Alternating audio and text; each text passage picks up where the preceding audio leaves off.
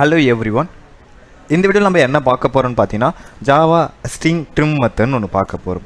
ட்ரிம்னா என்ன, எதுக்காக யூஸ் பண்ணுறாங்க? இப்போது ஒரு டெக்ஸ்ட் பாக்ஸ்னு எடுத்துட்டா அந்த டெக்ஸ்ட் பாக்ஸில் ஸ்டார்டிங்கில் ஒரு சில ஸ்பேஸ் விடுவாங்க, எண்டிங்கில் சம் ஸ்பேஸ் இருக்கும். அந்த ஸ்பேஸ் எல்லாமே ஒரு கேரக்டராக அது கன்சிடர் பண்ணிக்கும். அந்த கேரக்டராக கன்சிடர் பண்ணக்கூடாது. ஸ்டார்டிங்கில் இருக்க ஸ்பேஸும் எண்டிங்கில் இருக்க ஸ்பேஸும் கட் பண்ணி கொடுக்க தான் ட்ரிம்னு ஒரு மெத்தட் ஒன்று யூஸ் பண்ணுறாங்க. இது எப்படி யூஸ் பண்ணுறாங்கன்னா, ஃபஸ்ட்டு ஒரு மெயின் ஃபங்க்ஷன் ஒன்று, கிளாஸ் மெயின் ஒன்று க்ரியேட் பண்ணுறாங்க. நெக்ஸ்ட்டு ஸ்டாட்டிக் மெயின் ஃபங்க்ஷன் ஒன்று க்ரியேட் பண்ணுறாங்க. நெக்ஸ்ட்டு ஸ்ட்ரிங்கில் மை ஸ்ட்ரிங் ஈக்குவல் டு ஒரு ஸ்டார்டிங்கில் ஒரு எம்டி ஸ்பேஸ், எண்டிங்கில் ஒரு எம்டி ஸ்பேஸ், ஒரு கண்டென்ட் என்னென்னா ஜாவான்னு சொல்லி கொடுத்துருக்காங்க. இந்த லைன் எனக்கு பிரிண்ட் பண்ணுறதுக்காக ஜாவாவில் சிஸ்டம் அவுட் பிரிண்ட்டுன்னு கொடுத்தா எனக்கு இது பிரிண்ட் பண்ணி கொடுத்துரும். எனக்கு அந்த ஸ்பேஸு ஜாவா எண்டிங்கில் இருக்க ஸ்பேஸ் எல்லாமே பிரிண்ட் பண்ணி கொடுத்துருக்கு. நெக்ஸ்ட் அந்த ஸ்பேஸே இல்லாமல் பிரிண்ட் பண்ணிக்கணும்னா என்ன சொல்லியிருக்கேன், ட்ரிம்னு ஒன்று யூஸ் பண்ணணும்னு சொல்லியிருக்கேன்.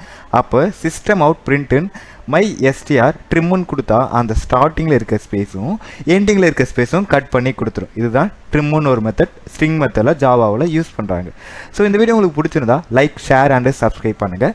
தேங்க்யூ ஃபார் வாட்சிங்.